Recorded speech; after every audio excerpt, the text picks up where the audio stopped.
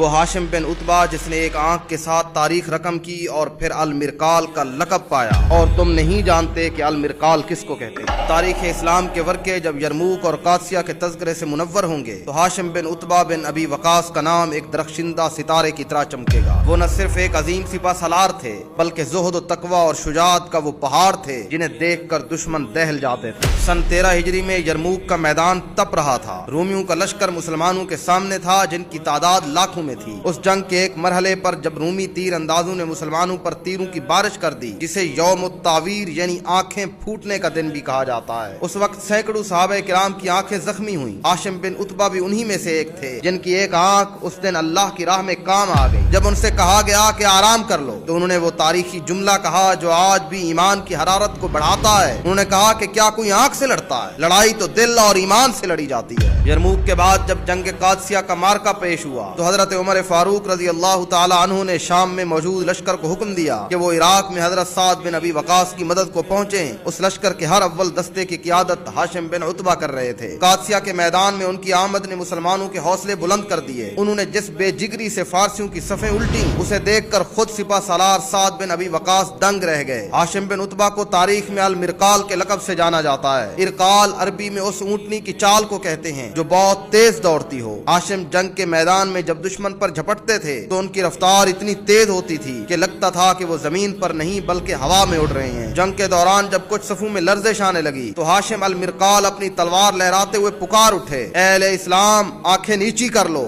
دانتوں کو بھینچ لو، ثابت قدم رہو اور دشمن پر ٹوٹ پڑو۔ اللہ کی قسم، اس میدان کے بعد صرف جنت کا باغ ہے یا فتح کا پرچم ہے۔ خالد بن ولید جسے شجاعت اور بہادری کا نشان سمجھا جاتا ہے، وہ بھی ان کے مداح تھے۔ ان کی جنگی مہارت پر مکمل بھروسہ کرتے تھے۔ اگرچہ ہاشم بن عتبہ یرموک اور قادسیہ میں غازی بن کر نکلے لیکن مسلمانوں کی آپس کی جنگیں انہیں کھا گئیں۔ آخر کار وہ جنگ صفین میں شہید ہو گئے۔ آخر میں یہی کہوں گا کہ مسلمانوں آپس میں مت لڑو ورنہ تمہیں کیسے کیسے بہادر کھونے پڑتے ہیں۔ آپس میں صلح رکھو، اپنے ان شیروں کو دشمنوں پر چھوڑو ورنہ غیر کتوں کی حمایت کے لیے تمہیں اپنے شیر مارنے پڑیں گے۔